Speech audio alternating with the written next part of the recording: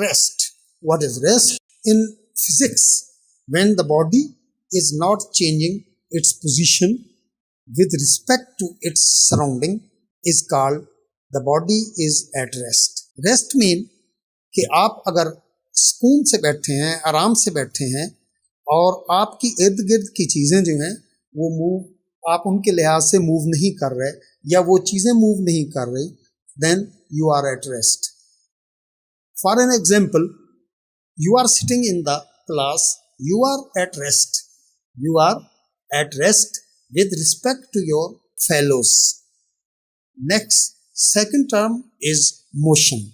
What is motion? In physics, when the body is changing its position with respect to its surrounding is called the body in motion. Means teacher is moving from one corner to another corner. He is in motion with respect to yourself. You are the surroundings of your teacher, but teacher is moving from one corner of the room to the other corner. You are at rest and teacher is in motion. Next, distance. What is distance? It is defined as the interval between 2 points is called distance, or you can say when the body displaces itself from one point to another point is called distance. In the below diagram, you can see a body starts from A and reaches to B by adopting a long path. It is distance. In other words, the long distance, the long interval is called distance. Likewise, body A moves to body B in a straight line with short distance is called displacement. Distance and displacement. Now, what is displacement? Displacement, first of all, we come to the definition.